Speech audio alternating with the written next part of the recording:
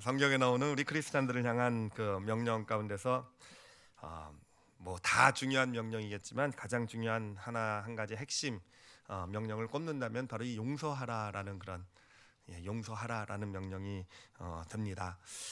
용서 왜 용서해야 되는지 용서의 당위성은요 뭐 너무 정확해요. 말씀으로 소개해드리면은 에베소서 4장 32절에 이렇게 나와 있습니다. 서로 친절하게 하며 불쌍히 여기며 서로 용서하기를 하나님이 그리스도 안에서 너희를 용서하심 같이 하라. 우리 용서받은 자잖아요, 그렇죠? 우리가 예수 그리스도를 믿고 구원을 받았다라는 의미는 바로 우리는 용서받은 자라는 거. 지옥에 갈 수밖에 없는 영원한 저주를 향해 갈 수밖에 없었던 우리가 예수 그리스도의 보혈로 용서받은 자. 그러니 용서받은 너희는 당연히 너희에게 잘못한 누군가를 용서해야 된다. 어떻게 보면 너무 당연하고 하여튼 성경이 말하는 가장 중요한 명령이 됩니다.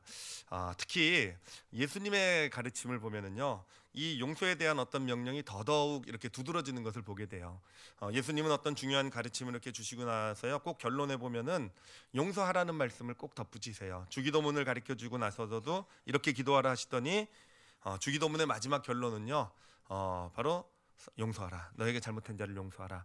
하나님의 능력에 대해서 말씀을 하세요. 하나님께서는 이 산도 들려서 바다에 던지게 해주시겠다. 하나님의 능력이다 얘기하시면서 그런데 너희는 무엇을 해야 되느냐? 용서해야 된다.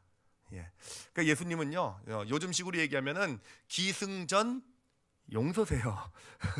그러니까 예수님의 가르침은요 기승전 잘 나가시다가 마지막에는요 뭐가 나갑니까? 용서해라, 용서해라. 그러니까 용서라는 것이 하나님의 축복을 경험할 수 있는 어떤 가장 중요하고도 가장 근본이 되는 믿음이다라는 것이 예수님의 가르침에서 우리가 볼 수 있는 내용이 됩니다. 자, 그러면 왜 이렇게 용서가 중요할까? 용서가 그렇게 중요한 이유요. 사실은 아주 간단하게 설명드릴 수 있어요. 아주 정확하게 설명드릴 수 있는 것이 예수님의 가르침 가운데 많이 나오는 내용인데 마태복음 6장 15절에 이런 얘기가 나옵니다. 너희가 사람의 잘못을 용서하지 아니하면 너희 아버지께서도 너희 잘못을 어떻게 하신다고요? 용서하지 아니하리라. 이 말씀을 잘못 보면은요 마치 하나님의 용서에 조건이 있는 것처럼 보일 수도 있어요. 하나님의 용서를 받기 위해서는 먼저 다른 사람을 용서해야 된다처럼 보일 수 있는데 이 말씀은 그런 의미가 아닙니다. 이 말씀의 의미는 뭐냐면은 우리는 이미 하나님의 용서를 받는 자잖아요, 그렇죠? 지금도 하나님의 용서를 경험하고 살아가는 자인데 문제는요 우리에게 이미 용서가 있지만 우리가 누군가를 용서하지 못하는 마음을 품고 있게 될 때 이 용서의 은혜가 우리로부터 사라지게 된다라는 거예요. 받은 게 뭐 무효가 되고 없어진다는 게 아니라 내 안에 우리가 받은 하나님으로부터 받은 가장 큰 은혜가 뭡니까? 용서받은 은혜잖아요, 그렇죠? 구원이라는 것 아까 용서라고 그랬잖아요, 그렇죠? 그 용서받은 은혜가 내가 용서하지 못하고 누구를 어떤 마음의 어떤 복수심 이런 걸 가지고 살아가게 될 때 어느샌가 용서의 은혜가 내 영혼으로부터 사라지게 된다라는 거죠. 그 용서의 은혜가 사라지게 되면요 사실은 우리 크리스찬의 어떤 믿음의 길은 다 끝난 거나 다름이 없어요. 사실은요 겉모습만 남아있는 것이지 용서의 은혜가 그 은혜가 없어지면 어떻게 되겠습니까? 결국은 우리 크리스찬이 율법적이 되어져 가고 결국은 우리 크리스찬의 삶이 어떤 위선적이 되어져 가고 하는 모든 원인이 결국은 이 용서의 은혜가 사라져서 그런 거 아니겠습니까? 근데 용서의 은혜가 왜 사라집니까? 누군가를 용서하지 못하는 마음을 계속 누군가에 대한 미움, 분노, 어떤 그런 복수의 마음을 계속 품고 있으면 결국 은혜가 사라지게 돼서 그런 어떤 겉모습만 남아있고 온갖 부정적인 크리스찬의 모습이 다 나타나게 되는 그 근원에 바로 이 용서하지 못하는 마음이 있다라는 것입니다. 그런가 하면은 이 용서하지 못하는 어떤 그런 왜 용서를 그렇게 예수님이 중요하게 여기시는가 봤더니 용서하지 못하면은요 그 사람은요 그래요 과거에 매여 사는 그런 모습을 갖게 되더라고요. 그러니까 보면은 저도 이제 용서하지 못하는 어떤 그런 것이 있을 때 보면은요 저를 힘들게 했던 그 사람 그 사건이요 이미 몇 년 전에 있었던 일인데 어제 일처럼 생생하게 기억이 난다라는 거예요. 그래요. 그렇기 때문에 결국은 용서하지 못한 마음을 품고 있게 될 때 그 과거에 우리의 삶에 발목이 붙잡혀 있다라는 겁니다. 그래서 하나님께서 예비하신 축복된 미래를 향해 나갈 수 없게 된다라는 거예요. 그러니까 용서해 버릴 수 있어야 우리가 과거를 끊어버릴 수 있는 것이고 미래를 향해 그 축복을 향해 나갈 수 있게 되기 때문에 예수님께서는 그것을 아시기 때문에 용서를 그렇게 강조하고 계신 것이죠. 게다가 이 용서하지 못하는 것이 참 이게 정말 이게 제일 용서하지 못할 때 그 마음이 있을 때 제일 억울한 건 뭐냐면은 그래요. 나만 힘들어요, 그렇죠? 나만 그냥 어제 일처럼 과거 일을 기억하고 있는데 그 사람 어떻습니까? 기억도 못. 너무 잘하시는군요, 그렇죠? 그저 나는 그냥 그 일 붙들고 힘들어가지고 이빨 뜩뜩거리고 그냥 이빨 갈고 있고 그 인간 그냥 얼굴도 쳐다보기 싫고 그런데 만나보면 그 사람은 태어나죠, 그렇죠? 예, 기억도 잘 못해요. 내가 그랬었어. 어찌됐든 그래요. 이 용서라는 것, 성경이 말하는 이 용서라는 것에 아주 그 보통 우리가 생각하는 이 세상에서 말하는 용서와의 어떤 가장 그 큰 차이점 중에 하나가 뭐냐면은 세상에서는 용서를 얘기할 때 용서를요 마치 그 사람을 위해서 내가 용서하는 거로 얘기를 해요. 그러니까 그 사람을 위해서, 그러니까 내가 용서해 준다. 해주는 거죠, 그렇죠? 그러니까 한번 봐준다. 네가 잘못했지만 내가 그래 너 없는 걸로 해줄게. 내가 뭔가 은혜를 베푸고 선심을 베푸는 어떤 용서를 그런 상대방을 누군가를 위한 것이라고 이제 이 어떤 얘기할 때 성경은요 용서를 얘기할 때 철저히 성경은요 상대방을 위한 것이 아니라 누구를 위해서 하는 것입니까? 나를 위해서 하는 거라는 거예요. 나를 위해서. 그러니까 나를 위해서 내가 용서를 하는 것이고 용서를 해야 은혜가 다시 살아나게 되는 것이고 용서를 해야 내가 다시 과거로부터 끊겨져 나와 미래를 향해 나갈 수 있게 되는 것이고 바로 용서는 누구를 위한 것? 나를 위한 것. 이게 바로 성경의 가르침의 아주 독특한 특징이 되는 것입니다. 자, 그런데 이 용서가 나를 위한 것이잖아요. 이 나를 위한 것이기 때문에 이 용서가 사실은요 힘들어져요. 되게 힘들게 돼요. 왜냐하면은요 이 성경이 말하는 용서, 나를 위한 것이다라는 이 용서는요 결국은 이 용서를 하는데 용서받을 자격이 있는 사람만 용서하라는 게 아니기 때문에 그래요. 예, 용서받을 만한 자격, 뭔가 이미 자신의 죄에 대한 대가를 치르든지 아니면은 뭐 어떤 그런 그 자신의 잘못에 대해서 뭐 무릎을 꿇고 최소한 뉘우치고 이런 사람, 예, 이런 사람은 좀 뭐 용서 그래도 해줄 수는 있잖아요, 그렇죠? 와가지고 뭐 잘못했다 그러는데 뭐 물론 내가 갚은 대로 내가 받은 대로 갚아주고 싶진 하지만 우리 그래도 크리스찬이잖아요, 그렇죠? 사랑해야 되잖아요. 근데 그런 사람만 용서하라는 것이 아니라 성경의 용서를 보면은요, 그래요. 용서받을 자격이 없는 사람들까지도 용서하라는 것. 즉 일방적인 용서를 얘기한다라는 거예요. 그 사람이 받아들이든 받아들이지 않든 나는 용서해버리는 거죠. 그 사람이 자기의 죄를 뉘우치든 않든, 아니 그 사람이 여전히 내가 용서를 해도 그 사람은 나에게 악을 행할 수도 있어요. 또 자기가 나쁜 일 했는지 모르고도 더 힘들게 일을 할 수도 있어요. 용서한 것을 이용해 먹을 수도 있어요. 그럼에도 불구하고 일방적으로 용서해 버리는 것, 바로 이것이 우리가 해야 되는 용서가 되는 것. 그리고 바로 이것 때문에 우리의 용서는요 정말 이게 쉽지 않은 용서가 된다라는 것입니다. 자, 이 용서가 얼마나 어려운 것인지 이게 어려운 쪽으로 나누면 용서하지 않으라는 가르침이 될 것 같은데 하여튼 잘 새겨들으시기 바랍니다. 어려워도 해야 된다는 게 제 말씀의 포인트예요. 아시겠죠? 오늘 말씀의 포인트예요. 근데 용서가 얼마나 어려운 일인지를 좀 한번 제가 예를 들어서 좀 설명을 해보도록 할게요. 2007년도에 나온 영화인데요. 전도연 씨가 주연을 했던 밀양이라는 영화 혹시 여러분 보신 분 계시죠, 그렇죠? 예, 그 당시에 이 밀양이라는 영화가 영화 자체로도 아주 뭐 흥행에 성공한 영화이기도 하지만 이 기독교계의 이 용서의 문제에 아주 정말 심각한 도전을 던진 그런 영화로도 아주 유명했던 영화가 바로 이 밀양이라는 영화가 됩니다. 저는 직접 보지는 못했고요. 나온 그 밀양이라는 그냥 이 줄거리 이야기만 이렇게 쭉 보았었는데 그런데요, 그 용서 부분만 제가 좀 줄거리를 말씀드리도록 할게요. 주인공은요, 이 전도연 씨가 맡았던 그 주인공의 이름은 신혜라는 여인이에요. 이 신혜라는 여인은 피아니스트가 되는 꿈을 안고 있었는데 이제 남편이 죽게 돼요. 남편이 죽으면서 결국은 피아니스트의 꿈도 접게 되고요. 외아들 준이라는 아들이 하나 있었어요.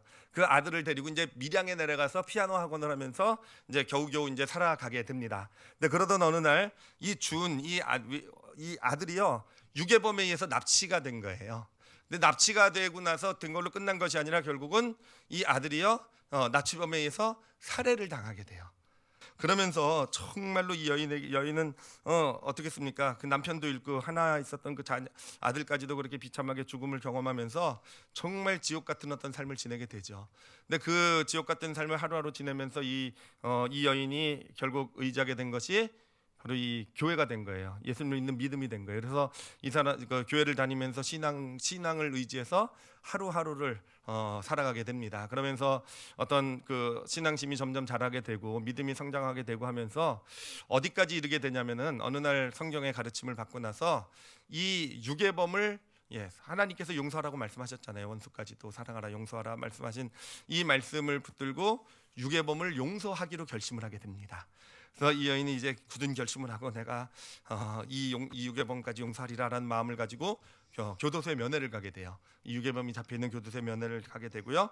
그래서 이 유괴범이 나왔을 때 이 유괴범을 향해서 그렇게 얘기를 합니다. 주님의 이름으로 당신을 용서합니다라고 얘기하게 돼요.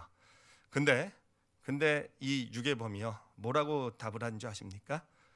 뭐라고 답을 하냐면은요, 아주 편안한 얼굴, 예, 좋게 말하는 편안한 얼굴이고요, 뻔뻔한 얼굴이었겠죠. 뻔뻔한 얼굴로 이렇게 대답을 합니다. 난 이미 주님으로부터 용서를 받았습니다. 예. 어이가 없으시죠? 반응 좋았어요. 참네, 이런 반응이요, 그렇죠? 참네, 그렇죠. 그래요. 이 유괴범의 이 이야기를 듣고요, 이 시내라는 이 여인이요, 절망에 빠지게 돼요. 완전히 어떤 신앙까지도 가지고 있었던 믿음까지도 완전히 뿌리채 뽑혀서 흔들리게 되고요. 그러면서 정말 스스로를 학대하는 어떤 신앙에서 떠나서 비참한 삶을 살아가게 되는 것. 이게 바로 이 그 밀양이라는 영화의 어떤 그런 내용의 일부가 됩니다. 자, 이 영화를 통해서 바로 이 영화가요, 이 기독교의 용서에 대해서 아주 정말 신랄한 그런 어떤 도전을, 문제점을 지적을 하고 있는 것을 우리는 볼 수 있죠, 그렇죠? 정말 용서가 무엇일까라는 거예요. 용서가 무엇일까? 정말 기독교의 용서라는 게 그냥 하나님으로부터 용서받았다고 하면 다 되는 것일까라는 거. 예, 어떻게 생각하세요? 하나님으로부터 용서받았다 그러면 그걸로 다 끝이냐 이거예요. 그렇잖아요. 어떤 피해받은 사람, 그것 때문에 겪어야 됐던 피해자의 아픔과 고통은 그럼 어떻게 되는 것이고, 어떤 그것을 그냥 용서받았다는 걸 하나로 어떤 그런 피해자에 대한 어떤 그런 것은 그냥 다 용서받은 것이니까 끝나게 되는 것인가? 그래요. 어떤 피해자의 용서 없이 진짜 용서가 될 수 있는 것인가? 그냥 하나님께 용서받았다고 한다면 진짜 제가 다 용서받을 수 있는 것인가? 정말 사실은 정말 뼈아픈 우리 기독교 용서에 대한 뼈아픈 질문을 던지고 있는 어떤 그런 영화가 바로 이 영화가 아닌가라는 생각이 들어요. 저도 이 영화를 보면서 이 영화 이야기를 들으면서 정말 마음에서 막 이런 게 올라오더라고요. 막 그러면서 막 답답한 거예요. 막 답답한 게 이게 정말 하나님의 용서를 이용해 먹는 거잖아요, 그렇죠? 정말 미용해 먹는 거고, 이게 영화에만 있는 이야기면 좋겠지만 사실 이게 영화에만 있는 이야기가 아니잖아요. 오늘날 우리 주변을 봐도 얼마나 많은 어떤 이런 경우들이 많이 있습니까? 특히 기독교인들이요, 이걸 이용해 먹는 경우가 얼마나 많아요. 그렇잖아요. 물론 유괴와 뭐 살인과 같이 그런 죄는 아니더라도 정말 자기가 잘못해놓고 자기가 어떤 죄를 지어놓고 실수해놓고 나는 하나님께 회개하고 용서받았으니 나는 괜찮아, 나는 용서받았어 라고 그렇게 사실 뻔뻔하죠, 그렇죠? 제가 지금 감정이입이 돼가지고 좀 막 흥분해달라 그래요. 정말로 그런 사람들이요 얼마나 많습니까? 얼마나. 나는 그러면 상처받은 나는 어떻게 된 거예요? 그것 때문에 그렇게 정말 오랜 고통스러운 삶을 살아갔던 나는 어떻게 되는 겁니까? 그렇잖아요. 그 사람이 정말 그 피해자가 용서하지 않은 어떤 그 용서를 가지고 나는 용서받았어라고 뻔뻔하게 얘기하고 다니고, 그게 성경의 가르침이라고 얘기하고, 나는 그거 가지고 수많은 사람 앞에 간증까지 하잖아요. 간증까지. 그 간증에 박수 쳐주고요. 오늘날 이런 모습을 보고요, 사실은 용어까지 생겼어요. 용어. 어떤 용어까지 만들어졌냐면 이런 용서를 세상에서 뭐라고 부르는지 아십니까? 셀프 용서라 그래. 용서라 그래요. 셀프 용서. 셀프 용서. 그러니까 너 스스로 용서받고 너 혼자 다 괜찮아지고, 비꼬는만 아니겠습니까? 자, 그래요. 이 영화가 이런 참 심각한 도전을, 용서에 대한 도전을 던져주고 있는데, 그런데 여러분 사실 이 영화는요 물론 아주 신랄한 도전을 던져주고 있는 건 맞아요. 도전 문제점을 지적해주고 있는 건 맞지만, 사실은요 이 영화는 진짜 기독교의 용서에 대한 핵심 진리를 알지 못하고 만든 영화예요. 그러니까 기독교의 용서에 대한 잘못된 이해의 기반을 두고 만든 영화가 바로 이 영화가 된다는 겁니다. 왜냐하면은요, 제가 이제부터 설명을 해드리도록 할게요. 자, 이 영화의 이 영화 밀양에 나오는 여주인공 시내에 대해서 한번 생각을 해보세요. 그가 이제 유괴범을, 자신의 아들을 살해한 유괴범을 용서하기로 결심하고 이제 교도소를 찾았죠, 그렇죠? 교도소를 찾았을 때 그가 용서하기로 결심한 그 용서는요, 사실은 정말 대단한 용서예요, 그렇죠? 자기 아들을 죽인 사람까지도 자기가 용서하기로 결심을 하고 찾아갈 수 있었다라는 거. 정말 하나님의 용서, 하나님의 말씀, 하나님의 용서를 경험하고 또 하나님이 용서라고 하시니까 그 용서를 가지고 하여튼 용서하기 위해서 찾아간 건 정말 대단한 거 아니었겠습니까? 자, 그런데 잘 보세요. 이 여인이 이 사람의 이 유괴범의 반응을 보고 나는 이미 하나님의 용서를 받았습니다, 뻔뻔한 반응을 보고 좌절하고 낙심하게 되잖아요. 그 이유가 뭐겠습니까? 그는 용서하러 찾아간 건 맞지만, 그러나 그 여인의, 그 시내라는 여인의 마음 가운데 내가 용서를 하러 가게 될 때, 자신이 용서하게 되면은요, 저 나쁜 사람, 저 유괴범이 결국은 자기의 용서 가운데서 정말 뉘우치고 또 어떤 그런 자신의 잘못을 고백하고 뉘우칠 것, 그런 것을 기대하는 마음이 있어서였기 아니겠습니까? 아니면 최소한도로 정말 그 사람도 자신의 아들을 죽인 그런 죄 가운데 죄책감을 느끼고 살아가는 것, 정말 고통하는 그 죄책감을 느끼고 살아왔던 그런 모습들이 있기를 기대했던 거, 그렇잖아요. 그 상대방의 모습에 그런 죄책감을 안고 우리 아들을 그렇게 죽였으니 얼마나 그 죄책감이 있을까, 그런 기대, 그리고 자신이 그것을 그한테 가서 내가 너를 용서한다음으로써 그 죄책감으로써 그래도 내가 뭔가 은혜를 베푸는 그런 마음이 그 마음에 있었던 거 아니었겠습니까? 저는 그 여인이 그런 마음을 가졌다라는 것 자체가 문제가 있다라는 건 아니에요. 그럴 수 있어요. 당연히 내가 누군가 그렇게 큰 잘못을 할 때는요, 그런 기대를 가질 수 있어요.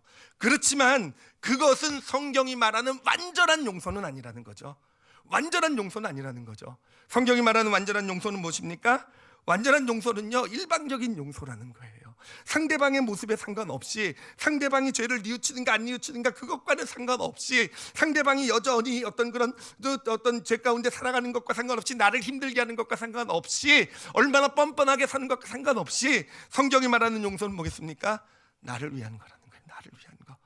성경에서 오늘 읽은 본문에서요, 이렇게 우리에게 얘기해주고 있어요. 어떤 용서의 본질, 아주 중요한 본질을 우리에게 말씀해주고 있는 그런 내용입니다. 로마서 12장 19절을 보면은요, 이렇게 얘기하고 있어요. 내 사랑하는 자들아, 너희가 친히 원수를 갚지 말고 하나님의 진노하심에 맡기라. 기록하였으되 원수 갚는 것이 누구한테 있다고요? 내게 있으니, 하나님께 있으니 내가 갚으리라고 주께서 말씀하시니라. 여러분, 이 기독교의 그 용서의 본질은 무엇이냐? 용서의 본질은요, 결국은 일방적인 거라고 그랬죠, 그렇죠? 일방적으로 용서한다는 의미, 그 본질은 무엇이냐? 하나님께 원수 갚는 것을 맡기는 것입니다. 나는 잊어버리겠다라는 거예요.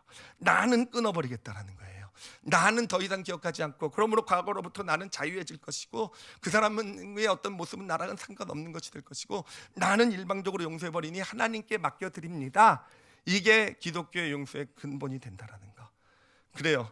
이 영화에 나오는 이 시나라는 여인의 사실은 용서는 좀 이따도 말씀드리겠지만, 이 용서는 진짜 아름다운 용서예요. 그렇지만 완전한 용서는 아니었어요. 그 안에 결국은 진짜 어떤 나를 위한 것, 하나님께 맡겨버리는 이 부분에서는 조금 부족한 부분이 있었다라는 거.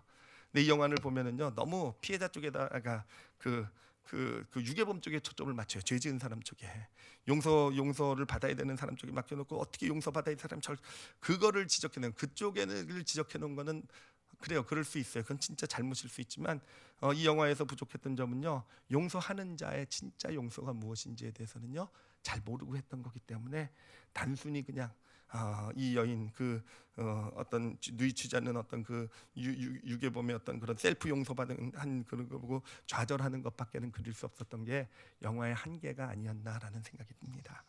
성경이 말하는 용서는요, 여러분 쉽지 않겠죠, 그렇죠? 일방적인 용서라는 거 쉽지 않겠죠, 그렇죠? 내가 용서한다고 해가지고 뭔가 그 사람이 변할 거라는 거 기대하지 마시기 바랍니다. 기대하시면 안 된다라는 거, 그렇죠? 용서라는 것은요, 하나님께 맡기는 거예요. 하나님께 원수 갚는 거 맡기고, 나는 잊어버리는 거예요. 나는 과거로부터 나를 끊어내는 것, 이것이 성경이 말하는 진짜 용서가 되는 것입니다. 자, 근데 이 기독교 용서의 본질을 보여준 제가 예를 하나만 좀 더 말씀드리도록 할게요. 이 용서가 어떤 것인지를 가르쳐주는 아주 좋은 예예요. 그 성경에 나오는 이 다윗의 용서입니다. 다윗은요, 사울 왕에게 충성을 다했었죠. 그래서 사울 왕 밑에서 사울이 그 나라를 안정시켜 나가는데 아주 절대적인 공헌을 했던 사람이 다윗입니다. 그런데 이 사울 왕이 다윗을 질투하게 되고 다윗을 죽이려고 해서 어쩔 수 없이 광야에 쫓겨다니는 신세가 되죠. 근데 쫓겨다닐 때도 사울 왕은 그것을 그냥 도망다니게 놔두지 않고 군대를 동원해서 다윗을 죽이려고 쫓아다니게 됩니다. 근데 그때 있었던 일이 뭐냐면은 그렇게 이제 사울 왕이 쫓아다니고 있는데 그런데 정말 우연히 다윗이 정말 그 복수할 기회를 얻게 되죠, 그렇죠? 다윗이 숨어 있는 동굴 안으로 사울 왕이 혼자 들어오죠, 그렇죠? 예, 왜 혼자 들어왔는지 여러분 다 아시죠, 그렇죠? 예, 이제 곧 있으면 식사를 하셔야 되기 때문에 표현 안 하도록 하겠습니다. 예, 뭔가 마려우셔가지고 예, 그런데 그 동굴이 바로 다윗이 숨어 있었어요. 그래서 다윗이 이제 몰래 뒤로 들어가서 이제 죽이려고 칼까지 빼서 죽이려고 칼을 들게 됩니다. 그러다가 칼을 내려치지 않게 되죠, 그렇죠? 그리고 나서 이제 다윗이 왜 칼을 내리치지 않았는지에 대해서 얘기를 하게 되는데 그 다윗의 말이요, 진짜 용서의 본질을 보여주고 있어요. 뭐라고 얘기하냐면은 하나님께서 기름 부어 세운 왕을 사람이 죽일 수 없다라는 거였어요.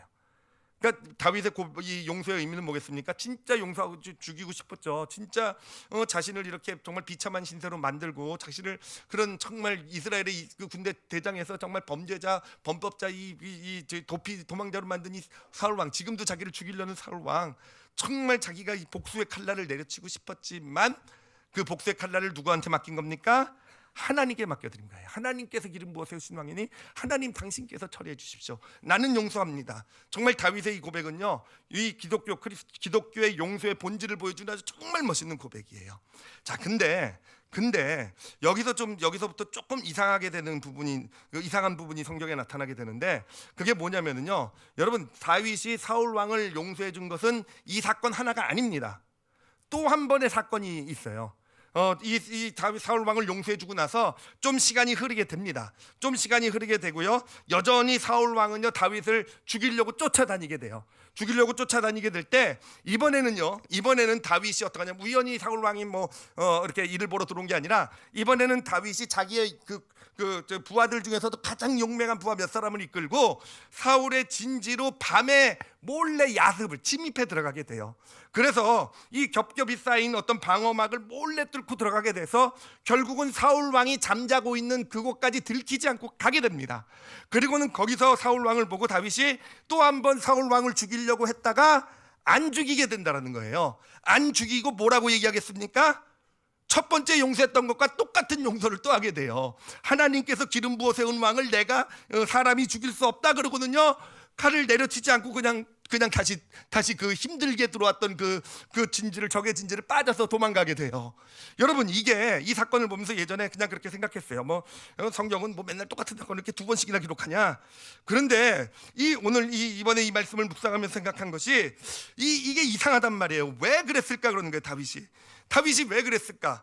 지난번에 한번 용서를 했어요. 하나님께 맡겨놓고 나서 이 원수감과 하나님께 맡겨놓았으면은, 그런데 왜 또 와가지고는, 그리고 지난번은 우연이었잖아요, 그렇죠? 근데 지금은 다윗 자기가 직접 찾아온 거잖아요. 그 위험을 무릅쓰고 부하를 데리고 정말 위험을 무릅쓰고 복수하기 위해서 사울 앞에까지 간 거잖아요.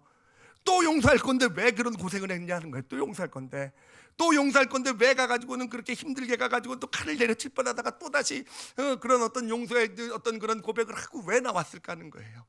이런 다윗의 모습을 묵상하면서요, 이 다윗의 이 정말 그 고통, 이 마음의 아픔이 부딪혀 들어오더라고요. 왜 그런 일을 했겠습니까? 왜 또 다시 들어가가지고 이번에 사울 왕을 죽이려고 했다 다시 용서했겠습니까? 왜 그런 일이 벌어졌겠습니까? 그 이유가요, 그래요. 처음에 용서했죠. 처음에 용서해서 하나님 손에 맡겼어요. 그런데 하나님 손에 맡기고 나서 다윗에게도 기대가 있지 않았겠습니까? 하나님께 맡겼으니까 하나님께서 뭔가 일을 잘 처리해 주시겠지, 뭔가 내가 이렇게 쫓기는 신세, 정말 칼 한 번만 내리쳐도 정말 나는 쫓기는 신세 면하게 되고 나는 다시 이스라엘에 돌아가서 왕이 될 수도 있는 이 길인데 내가 기꺼이 이것까지 포기하고 하나님께 원수 갚는 것을 맡겨드렸으니 하나님께서 잘 처리해 주시겠지, 이게 다윗의 기대 아니었겠습니까? 그 마음에 있었던 그 기대요. 그리고 또한 그때 보면은요, 사울 왕을 살려보내고 나서, 첫 번째요, 살려보내고 나서요, 다윗이 쫓아나갑니다. 그리고 멀리 서서 사울 왕에게 그렇게 얘기해요. 사울 왕이여, 내가 당신을 죽일 기회가 있었지만 당신을 죽이지 않았습니다. 내 진심을 알아주십시오. 당신은 나를 이렇게 핍박하고 죽이려고 했지만 나는 당신에게 원수 갚지 않겠습니다. 울면서 통곡하면서 사울 왕에게 그렇게 얘기를 해요. 다윗이 그런 사울 왕에게 그런 얘기를 하면서 가졌던 기대는 뭐였겠습니까? 그래요. 뭔가 하나님, 그 사울 왕이 그 얘기를 듣고 좀 뉘우친 걸 기대하지 않았겠습니까? 내가 너에게 이런 큰 용서를 베풀어 줬는데 너도 좀 달라지지 않겠는가? 너도 좀 뉘우치고 이제는 나를 쫓기는, 최소한 쫓는 것은 멈추지 않겠는가? 이게 다윗의 기회 아니었겠습니까? 그런데요, 그렇게 힘들게 용서했는데, 그런데 어떻게 됩니까? 하나님 손에 맡겨드렸는데요, 자신의 신세는 더 비참하게 돼요. 정말 비참하게 돼요. 나발 같은 사람에게 막 멸시당하고요. 멸시당하고요. 정말 사울 왕은 더 잘 돼요. 사울 왕은 오히려 더 왕권이 강화되고 더 잘 되고 더 번성하고, 자기는 더 비참해지고 멸시당하고, 사람들은요 더 그래요. 더 사울 왕은 뉘우치기는커녕 잠시 뉘우치는 오 다윗아 고맙다 내 아들 다윗아 그러더니 가가지고 얼마 뒤 있다가 또 군대, 더 이전보다 더 많은 군대 동원해가지고 아주 죽이려고 정말 쫓아오는 그 사울 왕, 그런 모습. 게다가 그렇게 한번 이렇게 했으면 사람들이 와 다윗 이래야 될 텐데, 사울 왕은 잘 되고 다윗은 안 되잖아요. 사람들이 어떻게 생각하겠습니까? 하나님이 사울 편이구나, 사울 왕 편이구나, 뭔가 다윗이 잘못했나 봐. 사람들은 겉에 보여지는 모습을 가지고 판단하잖아요. 다윗은 자기가 진짜 힘든 용서를 했는데, 하나님께 맡겨드린다고 고백하고 사울 왕에게도 그런 은혜를 베풀어 줬는데, 오히려 상황은 더 나빠지는 거예요. 더 문제가 생기는 거예요. 더 고통스러워지고요. 그래요. 그 어떤 용서는 했지만 그런 상황 가운데서 다시 정말 그 복수심이 이 영혼의 마음에 가득 차게 된 거고, 이번에는 그러니까 어떻게 합니까? 자기가 직접 복수하러 들어간 거잖아요. 지난번에 우연이었지만 이제는 도저히 견딜 수 없었던 그 복수심에, 그래 내가 너를 내 힘으로 너를 못 이길 수 있는, 내가 너를 가만히 놔두겠느냐, 그 마음 아니었겠습니까? 그 마음을 가지고 들어간 거예요. 다 피해서 들어가서 죽을 때까지 갔는데, 그런데 또 하나님의 말씀이 부딪혀 들어온 거죠. 하나님의 용서가 부딪혀 들어온 거고, 정말 저는요 그 칼을 두 번째도 내려놨지만 이렇게 묵상하면서 첫 번째 내려놨을 때와는 비교도 안 되게 이 두 번째 내려놨을 땐 힘들었을 것 같아요. 첫 번째는요 칼 내려놓으면서 그래도 뿌듯했을 거예요. 내가 하나님께 맡겼다. 와, 나 믿음이 있어. 야, 내가 이런 사람까지 용서하다니. 막 여러분 용서 한번 해보세요. 얼마나 뿌듯해지는데요. 내가 이렇게 믿음이 좋구나, 이런 마음도 있었을 거예요. 근데 두 번째는 진짜 내려놓을 수 없는 마음이었을 거예요. 내가 여기서 칼을 내려놓게 되면은요, 내가 여기서 용서하게 되면은요, 이전에는 기대가 있었으니까 내려놓을 수 있었죠. 하나님께 맡기면 하나님께서 처리해 주시겠지, 사울 왕이 뉘우치겠지. 지금은 알아요. 내가 칼을 내려놓고 용서해도 하나님께서 그래요. 이제는 알아요. 그렇죠? 하나님께서 사울 왕 힘 잘 되게 하고 자기를 무너지게 하고 그러지 않으실 수 있다라는 거. 사울 왕이 또 분명히 뉘우치지 않을 거라는 거 알면서도 내려놓는, 그렇지만 내려놓게 되죠. 그래요. 우리가 이 다윗의 사건을 통해서 우리가 보아야 되는 용서의 아주 중요한 본질이 있어요. 성경이 말하고 있는 우리에게 용서라고 얘기하셨을 때, 용서라는 것은요 여러분 과정이라는 겁니다. 여러분 한 번에 용서하는 거 아니에요. 한 번에 용서될 수 있는 거 아니에요. 은혜 받아서 정말 내가 그 사람을 용서합니다라고 용서해도요, 우리는요 그래요. 하나님 손에 맡겨도요, 제 경험도 그래요. 하나님 손에 맡겨드렸을 때 정말 힘들게 맡겨드렸거든요. 하나님, 근데요 저 나쁜 사람 더 나빠지더라고요. 미안해요, 죄송합니다. 진짜예요. 더 사람들은 그거 가지고 온갖 말을 지어서 비난하고, 그거 봐라, 손가락질하고, 어떤 정말 악하게 보여지는 것을 가지고 바로 하나님 우리 편이고 하나님 버리셨고 이런, 정말 여러분 사람들은 악합니다. 진짜 평소에 선한 것처럼 살아갈 수, 포장 많이 할 수 있어도요, 진짜 이런 죄의 문제, 용서의 문제, 악의 문제에 걸리면요 정말로 악해질 수 있는 거. 그리고 누군가가 용서받아야 될 자리에 있는 사람은요 오히려 더 악해지는 것 같아요. 더 악해질 수 있는 게 인간의 모습인 것 같아요. 어찌됐든 그래요. 네, 하나님께서 좀 맡겨드릴 때 하나님이 좀 잘 처리해 주시면 좋은데, 하나님이란 분은요 정말 우리가 생각하는 크기와는 너무 다르신 분이어서 그냥 놔두시기도 하는 것 같기도 하고요, 오히려 그 사람이 더 잘되게 하시는 것 같기도 하고, 오히려 그런 날을 더 아프고 힘든 길을 걷게 하시기도 하시고요. 그렇지만 하나님은 맡기라고 말씀하시는 거예요. 한 번으로 안 되면요 두 번 내라는 거예요. 용서는요 과정입니다. 그래서 한 번 용서하고, 그래요, 용서했을 땐 진짜 용서한 것처럼 보여요. 용서한 것처럼 생각이 들고 은혜도 돼요. 근데 또 시간이 지나고 나서 그런 일들을 겪게 되면은요, 그 사람이 변해야 되는데 안 변하잖아요. 그럼 또 마음에 이 용서하지 못한 또 분노, 복수심이 올라오게 되고, 여러분 그때 또 뭐 하셔야 됩니까? 또 용서해야 된다라는 거.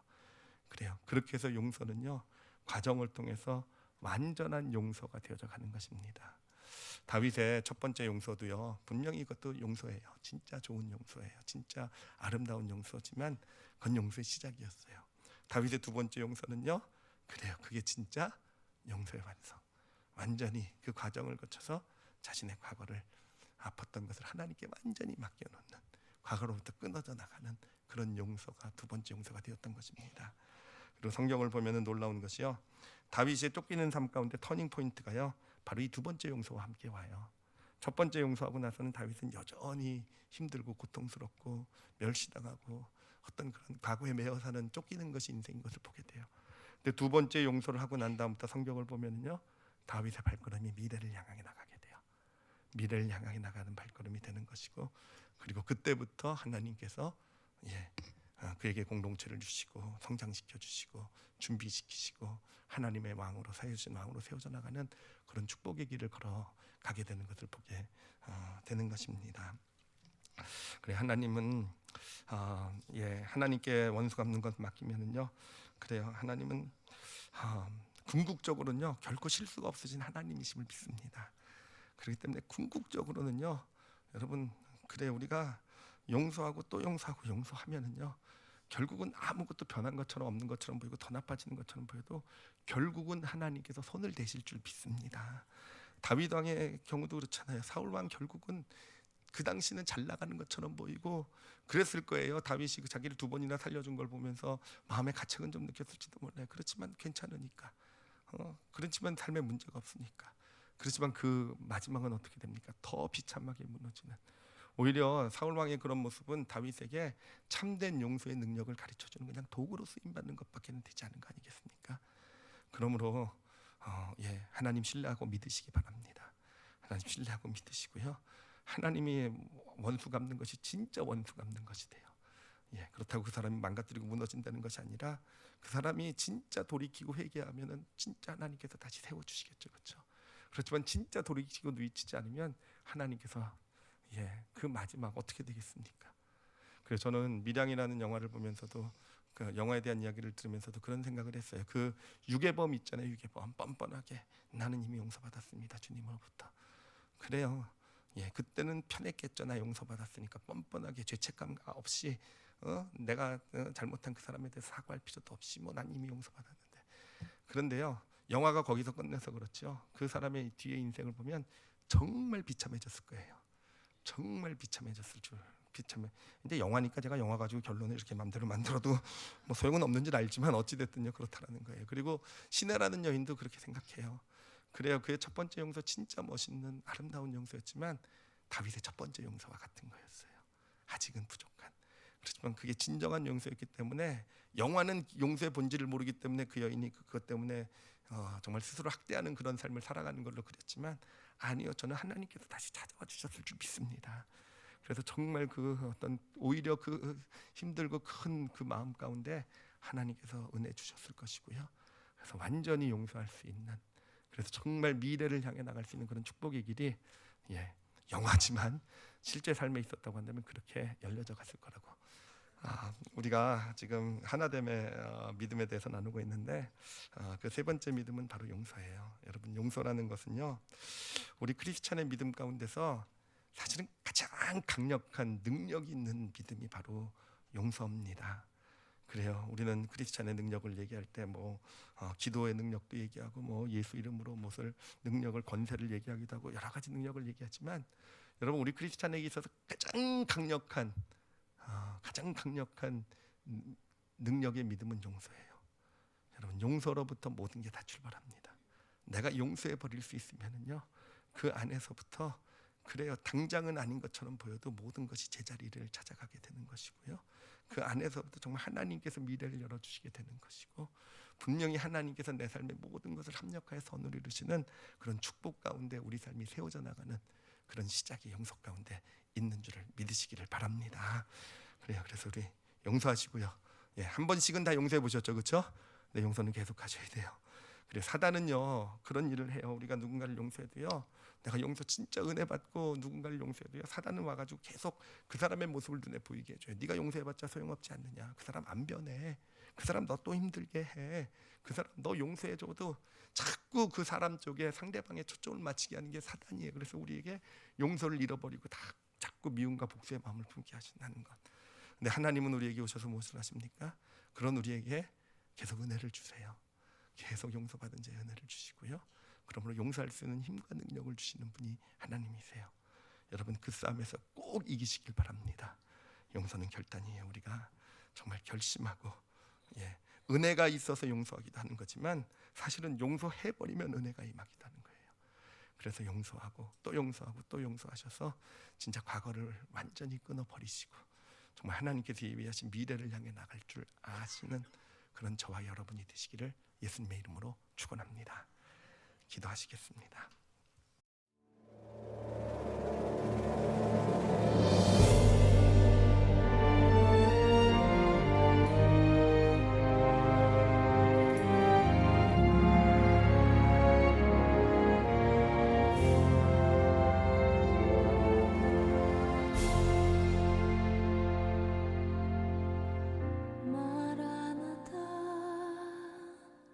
주 예수여 어서 오시옵소서. 땅의 모든 끝 모든 족속 주를 찬송하게 하소서.